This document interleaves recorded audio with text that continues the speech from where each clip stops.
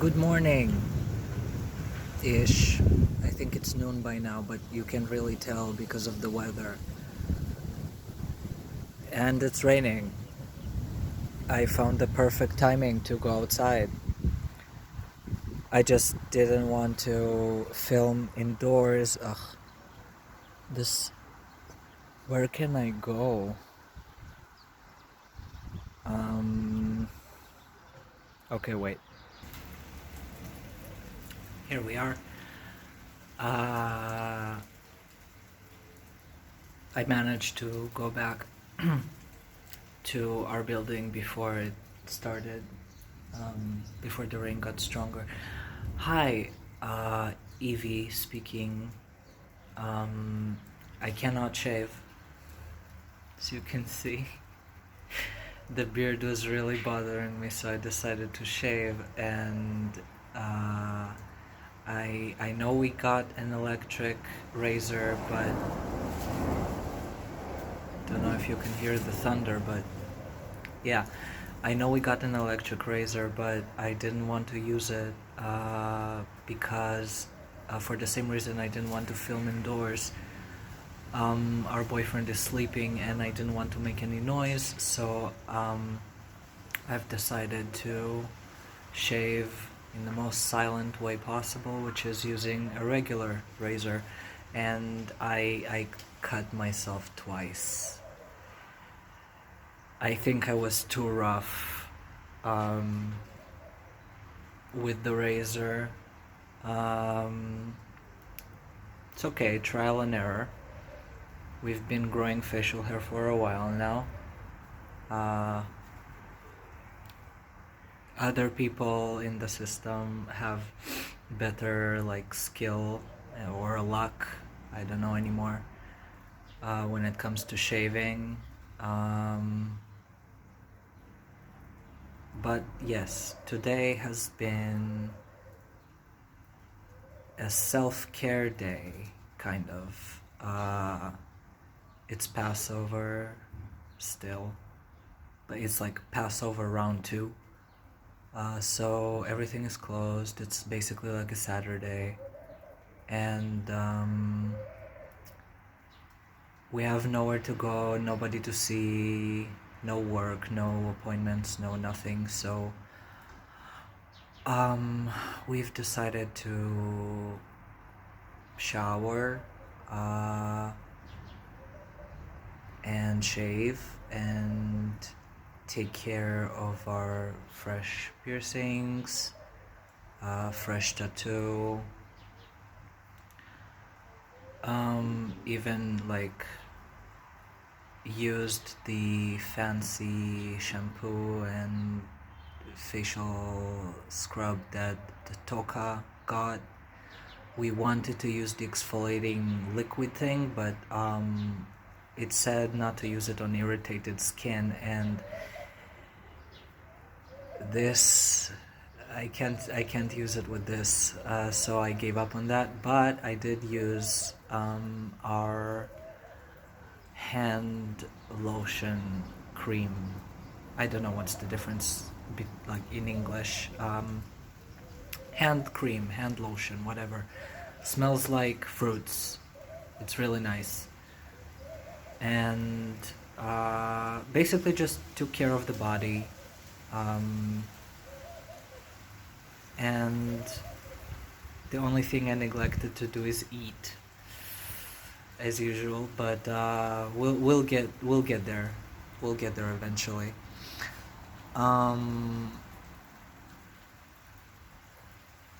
It's actually a good sign that we kind of bother more with hygiene and extra stuff like the hand cream, because of our depression.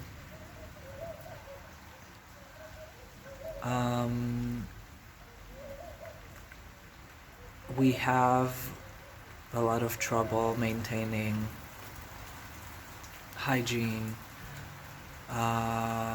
like showering and brushing our teeth, stuff like that, because it's really hard for us with the depression acting up.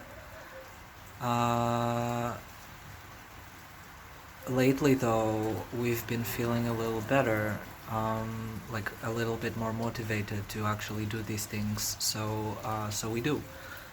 And I took a shower, brushed my teeth, did all those extra stuff, and I feel really insects.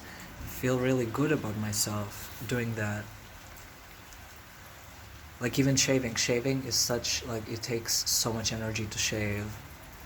Because we let like it's not a full beard, you know, like we're still in the very beginning stages of HRT, but it's still a beard, as ugly as it is.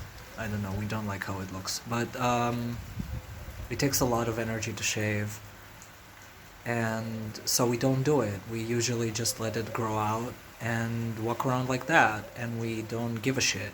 Uh, but but today was shaving day. I've got my coffee. Yes, we're switching it up from energy drinks to coffee. Um, don't tell anyone that I've had 2 energy drinks already and that I just feel guilty taking another one, so I made a coffee instead. Oh, and I, who was it? Who fronted before me? Judo. Judo went to the pharmacy today to get some things that will help us quit smoking. Because just force of will is not working that well for us. Smoking is, we use it to cope with stress. I know it. Oh, Jesus, lightning. Okay. Um,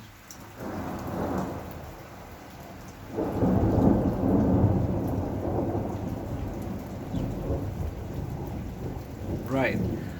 So, smoking, right. It's like we smoke when we're stressed, and our life is pretty stressful.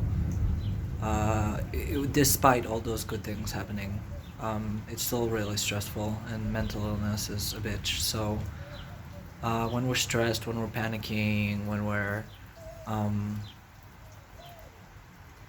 when something, like when we feel bad, we smoke. So we need, where was I going with this? There was a point to this. Right, force of will is not working because stress response. Got it. Um, so we wanted something more like physical that will help like with the physical aspect of craving nicotine. So Judo got nicotine patches. We used them before. They kind of worked. It's just that we didn't have the discipline to actually not smoke. Like we smoked with the nicotine patch on our body, despite like not having any cravings. It's just like a habit. So we need to be disciplined about that. And he got those, and he got like a friend said they're called suckers in English. Those they're candies that you suck on, like for a sore throat. So like that, just I guess with nicotine in them. Um, yeah, he got those, and they're mint flavored, and we hate mint, but we'll endure them for the sake of quitting smoking. Wow, quitting smoking. Where did that come from? I don't speak like that. Who's co-conscious?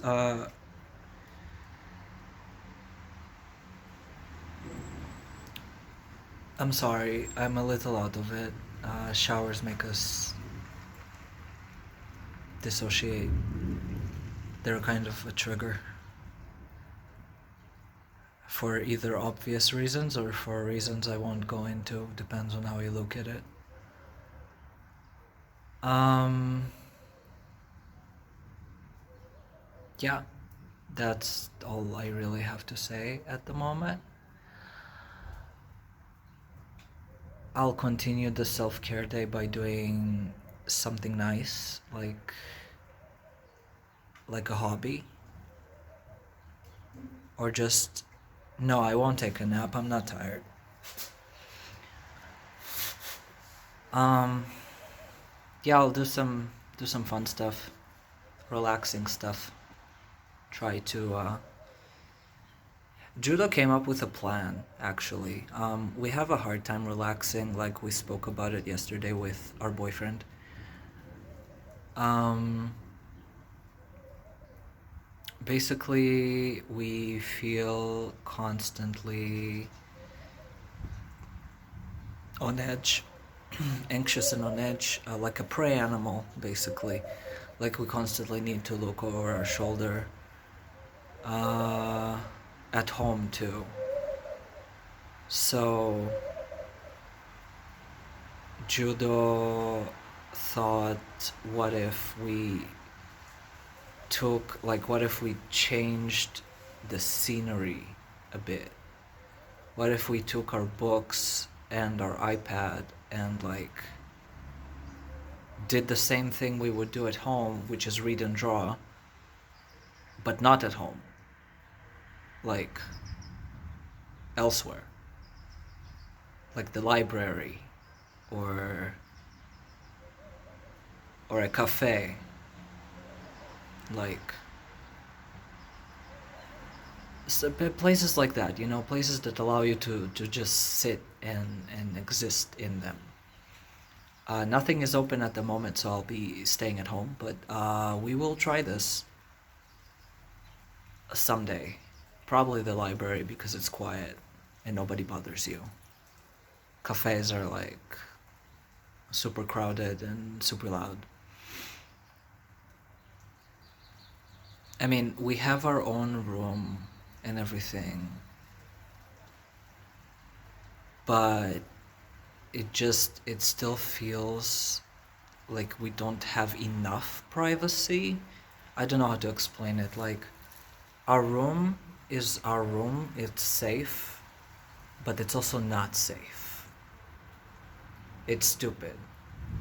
I really don't know how to explain this. Maybe if we close the door. We never close our door. Maybe if we close the door, it will create this feeling of being super, super private. Maybe that will help. I don't know, we're experimenting. We're experimenting with a lot of things right now. We're experimenting with 2 types of herbal medicine without consulting with a doctor or anything. We were just fucking desperate to feel calmer because we're never calm. And so we went to the pharmacy and we're like, hey, can you give me something over the counter for anxiety?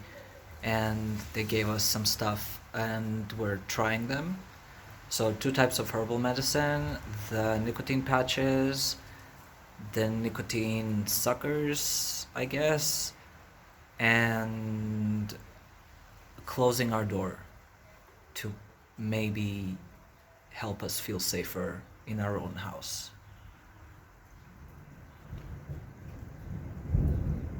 Yeah, that's it. That's it for now. I'll update more if there will be anything else to update. And hopefully the storm doesn't get too bad, because last night we woke up from a rain pounding on our window. It was not fun. It was just so loud. But yeah, we'll see you later. Hopefully I'll be able to take these off because I look fucking ridiculous, but I just wanted to cover the cuts with something. Evie, don't cut yourself while shaving challenge. Level impossible. I went outside to film with a coffee, and a fucking fly drowned itself in my coffee. So now I have to go back inside to make a new one, and actually good timing because it's raining again. Uh, Nothing really happened that is worthy, that is vloggable. I just thought I'll tell you guys about our how we got diagnosed and our journey with being acknowledged as a DID system in the system. You get me? There's a joke there. I'm funny, please laugh.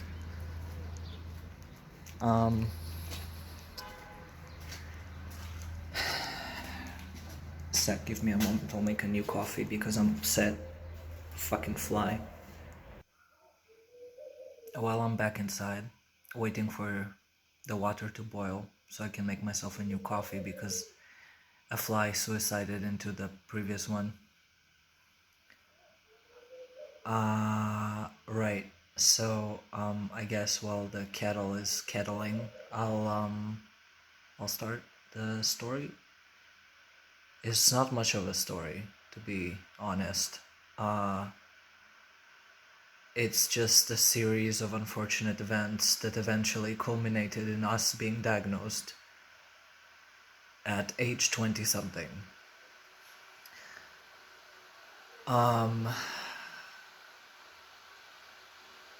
I don't have like childhood memories, don't have access to them.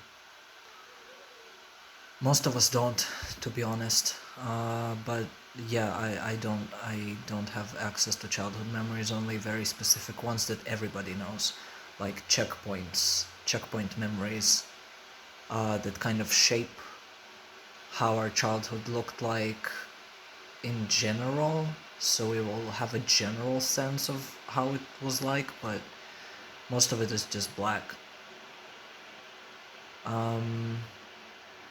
So from what we do know, from what I know, first of all, we always like felt not singular since a very early age. And we heard voices, and that were ruled out, like psychosis was ruled out by several psychiatrists, just letting you know. So we heard voices and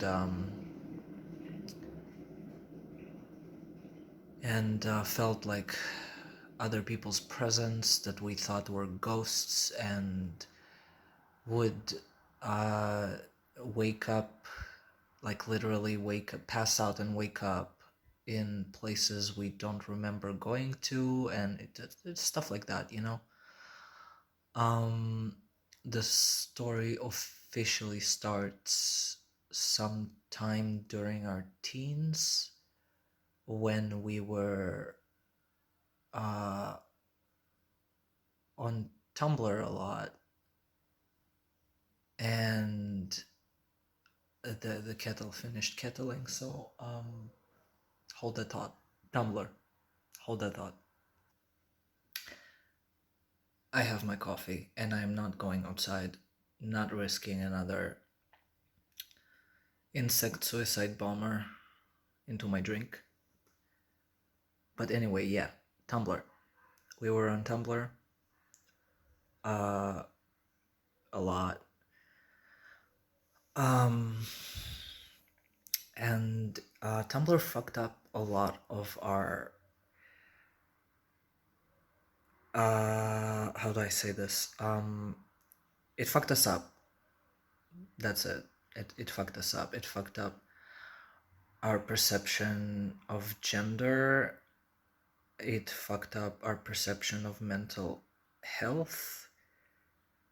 Fuck Tumblr. Just fuck Tumblr. Don't listen to Tumblr. Like, don't if you want serious advice or serious information, don't go to Tumblr. And I can like dedicate a whole video about how Tumblr fucked up our gender identity, but like that's for later. So we were in Tumblr, and we were like, the symptoms we were experiencing were a lot more pronounced by then, but we had no idea what it is. So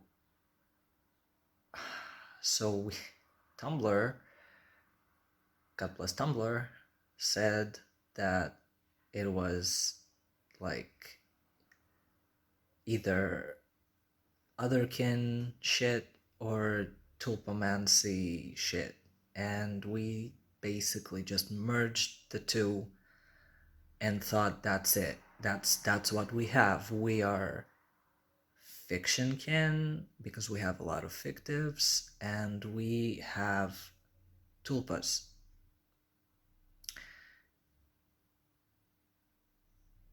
In retrospect,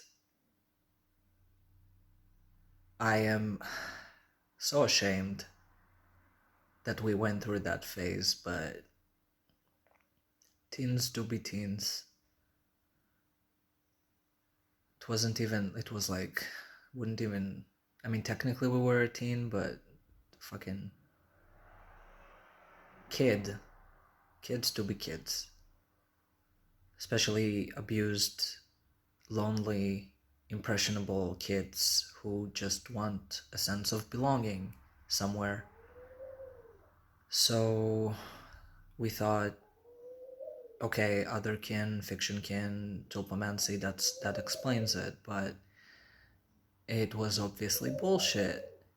And the the stupidest part is that we presented it that way to professionals. We told them it's imaginary or spiritual, and it confused a lot of professionals because on one hand we were showing legitimate symptoms, on the other hand we were painting them pink, basically. And naturally, nobody wants to diagnose such a serious disorder so easily. So we were labeled fakers very early on. We were told that we have a very active imagination, or that we are seeking attention, or this or that. Like, they told us a million things. And we were very frustrated because, well, to us it was very, very real. And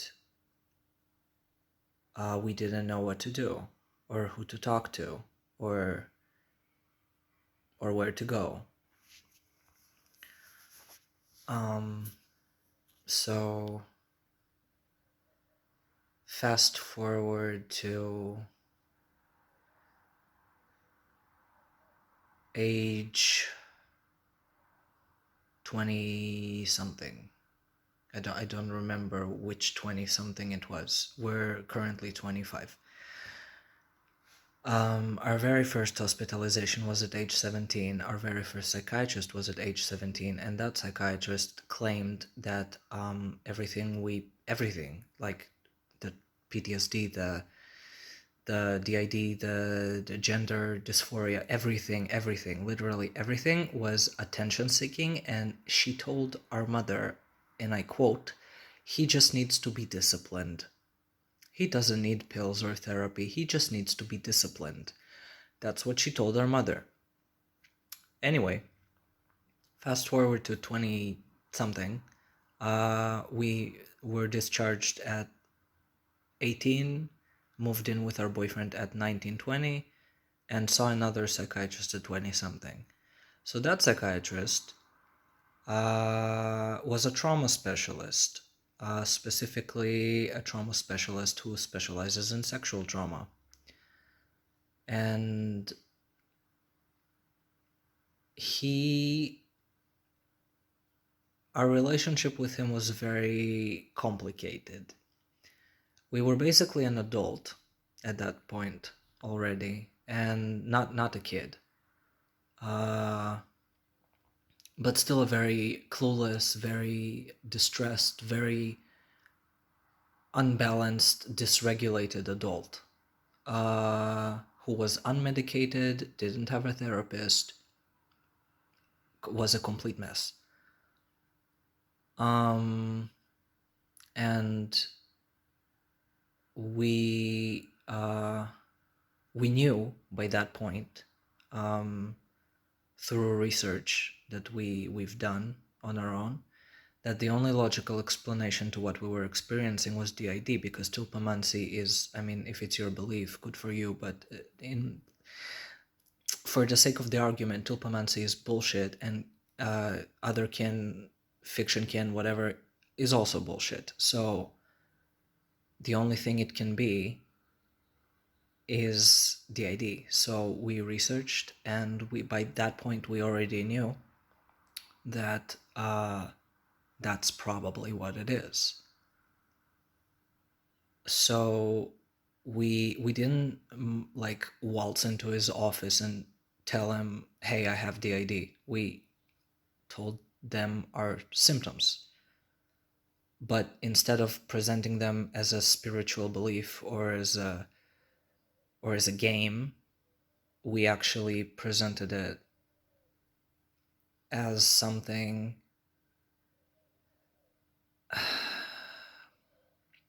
serious, something serious that was disrupting our life, because it was. Um, I I don't I don't have that many memories of before, like, of our what's it called, adolescence. I don't have memories of our adolescence, but the I do know, like, general knowledge that we were very fucked up back then. Um, we experienced a lot of issues. We caused a lot of issues. It was a mess. So when we came to that trauma specialist at the age of 20 something, we presented it as something serious that is disrupting our life, that we need help for. And here's where the bullshit began. Basically, he thought, like, to put it like in short, he thought we were faking. But why did he think we were faking? He thought that our presentation, that our symptomatology was too dramatic to be genuine. And there is a reason for that. The altars that were fronting back then were altars who are very loud, very obnoxious, very out there in personality. I can drop a few names. Two people who come to mind are Waylon and Kirill. If you'll meet them, you'll see. Though Kirill mellowed down since then, but yeah. So he claimed that we, like, what he said was that we try to make ourselves appear sicker than we actually are, like, because we want to be taken seriously, and were never taken seriously before. He was right about us not being taken seriously, but he was wrong about us making ourselves look sicker than we actually are, because that wasn't the truth. So he basically told us, okay, you're faking. Like, I get it. You want us to give you attention, you're faking. That devastated us for multiple reasons, and we completely lost trust in that psychiatrist. We thought this will be the one who will actually help us, like a trauma specialist, like damn. But no, he once it, like just like everybody else, he was like, you're faking. However, our therapist, the sixth or seventh one that we saw, our therapist was a colleague of his. They knew each other professionally, and our therapist was also a trauma specialist who also worked with patients with DID. And we brought it to him. We brought it to him that, hey, my psychiatrist thinks we're not real, and that I'm just making it up, blah blah blah. He told them exactly what our psychiatrist said, and he told us, let me talk to him. And he did. And basically the nature of the conversation the two of them had, it wasn't a secret that they spoke, because both the therapist and the psychiatrist told us that they spoke. But the general message our therapist wanted to the general message, I'm sorry, English is hard. What he told our psychiatrist, in short, was, hey, this young man is not lying to you, and his presentation of DID might be atypical, but it's genuine from what I see in my office. And we've been treated by this therapist for 4 years. And at the time it was 1 year, but right now we're close to 4 years of being treated by him. And after they spoke, our psychiatrist took us aside, apologized. He said, hey, I'm sorry that I didn't take you seriously, that I misdiagnosed you, blah blah blah. Don't remember the exact conversation. And he diagnosed us with DID. And the point is not the diagnosis, it's not having the label written down in your medical file. That's not the point. The point is that with this label you can be treated correctly. Ever since he diagnosed us with DID, the conversations with him in his office became different, and they became different in a good way. We felt more seen, we felt heard, we felt like we can talk to him about actual issues that we experienced that he wouldn't listen to otherwise. Like dissociation, blurring, amnesia, rapid switching, harmful alters fronting, children fronting in situations that are not appropriate for children. We could actually be honest about what we go through in our daily life. And he was more equipped to help because he looked at us differently. It's not about the label, it's about the treatment, in our opinion at least. And there's no medication for DID, so it's not like he could medicate our dissociation, for example, but he did teach us some grounding techniques and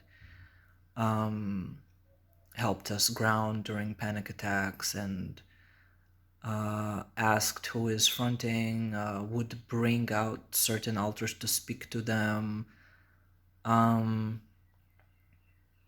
did all those things. It was helpful. And then he just evaporated off the face of the earth. I mean this literally. He just vanished.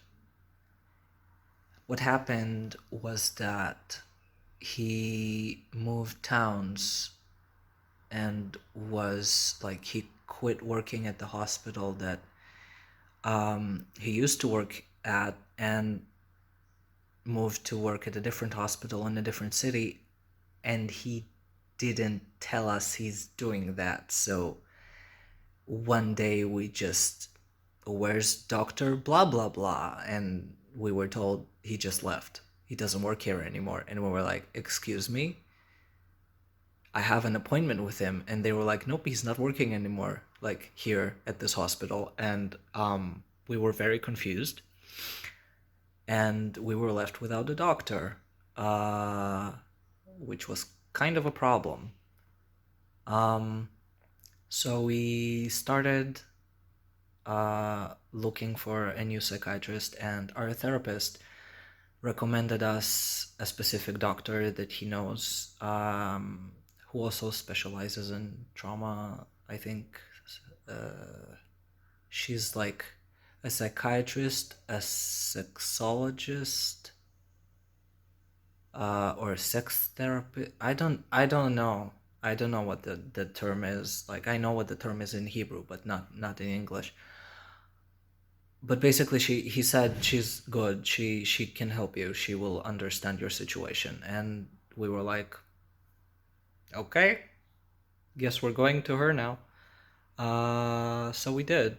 However, after a horrible like initial experience with the previous psychiatrist, we were terrified telling her about the DID, because we thought she might do the same, like pull the same you're faking thing. And so we hid it for a long time.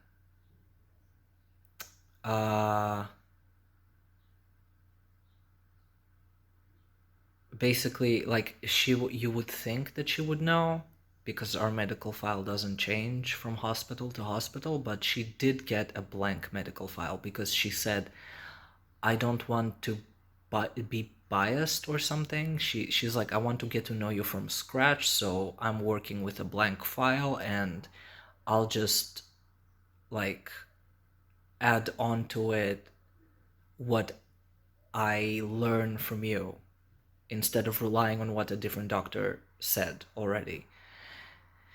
And I mean, I get it, but I also like, it did not help.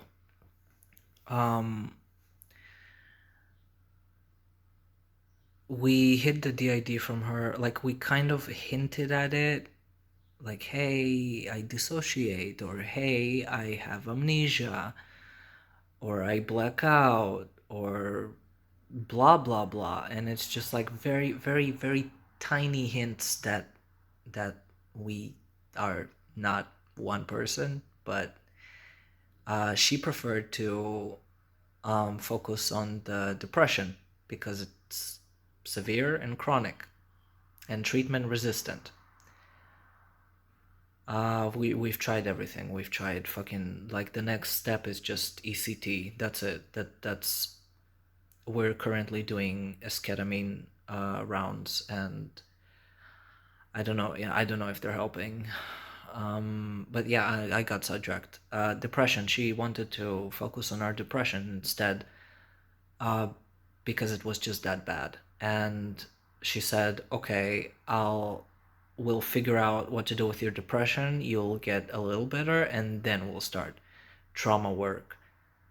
And we were like, okay, I guess. And that's how it was for a while, until... Hello? Hello? Should I cut it? No, I think.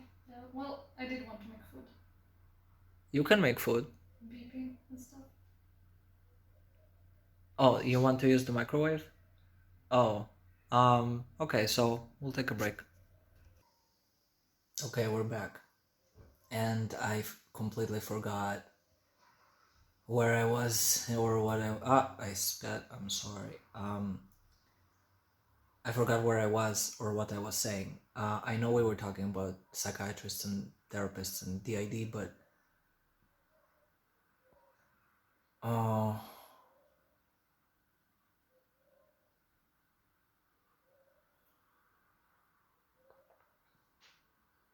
all right. We were talking about the new psychiatrist, the one we currently have. So we hid the DID from her for a long time, out of fear, and then one of us got sick of it and said, "I'm going to tell her a fuck it we ball." Basically, his name is Felix. He doesn't front much.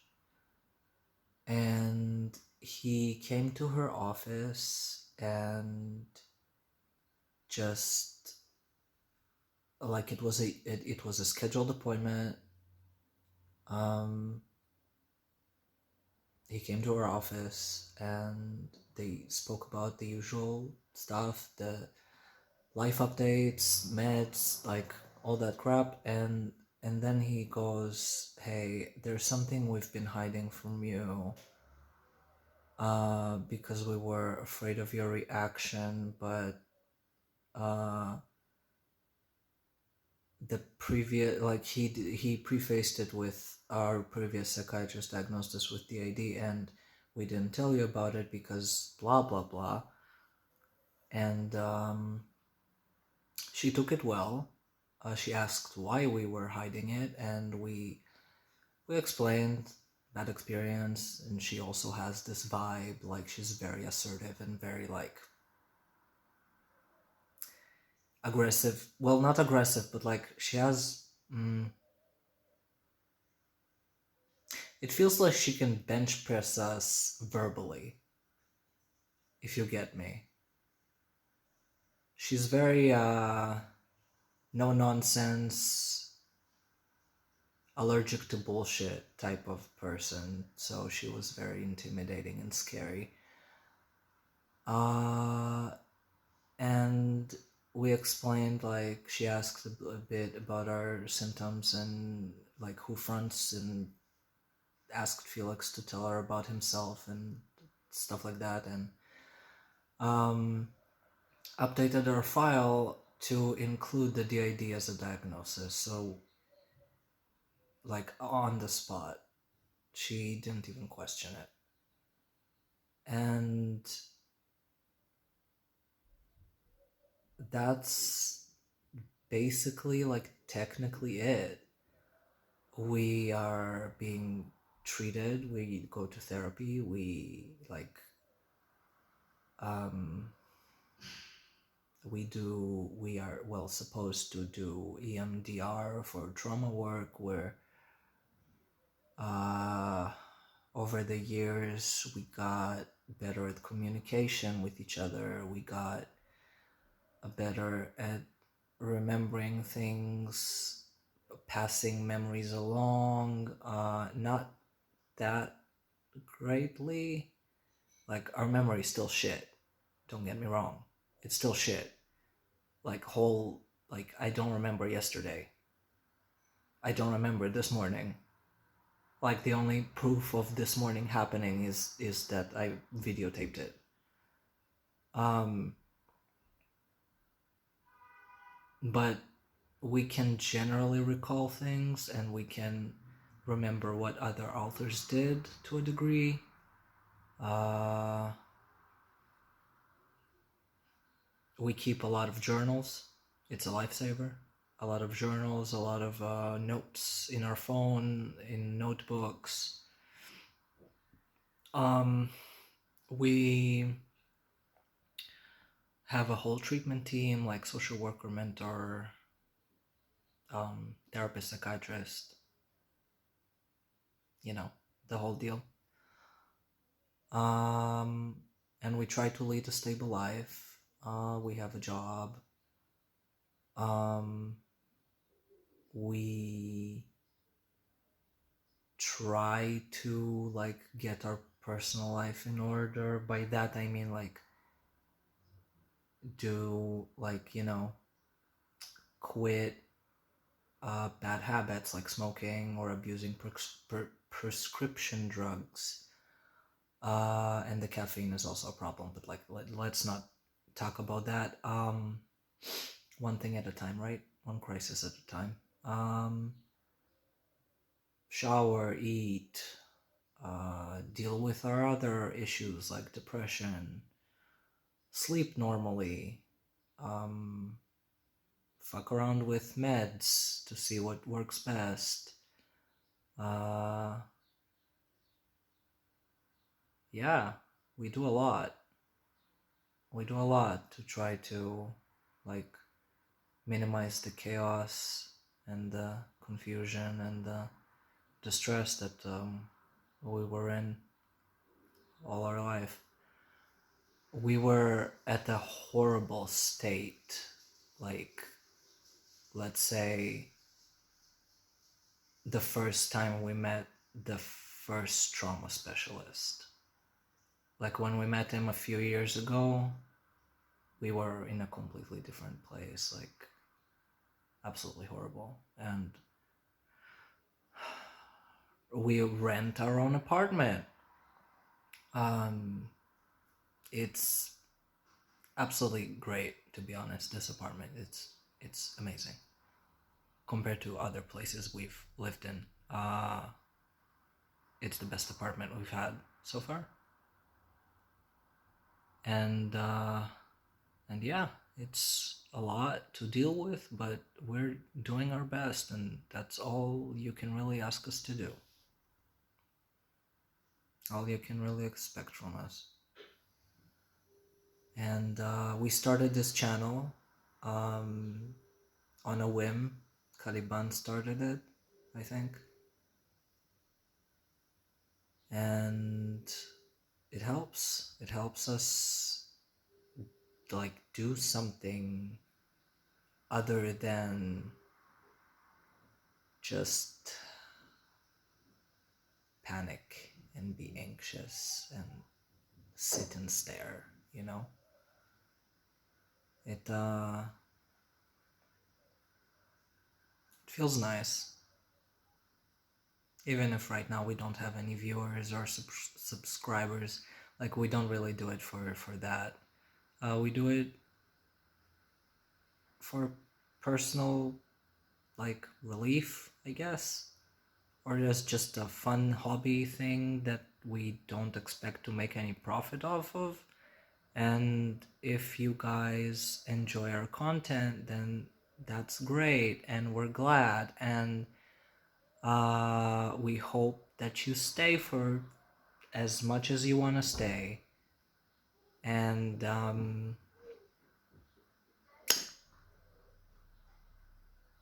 damn, this video ended up being long, huh? I expected to talk 10 minutes maybe. It's been half an hour. I hope to be able to film more things either later today or tomorrow. Tomorrow we have work, so we'll see. But tomorrow also the holidays end. That's it. Passover is over and everything is back to normal, and places are open, and the mall is open, and stores are open, and I can go places. Maybe there will be something interesting to do or somewhere fun to go to tomorrow, after work or before work. I don't know, we'll see. So until then, see ya.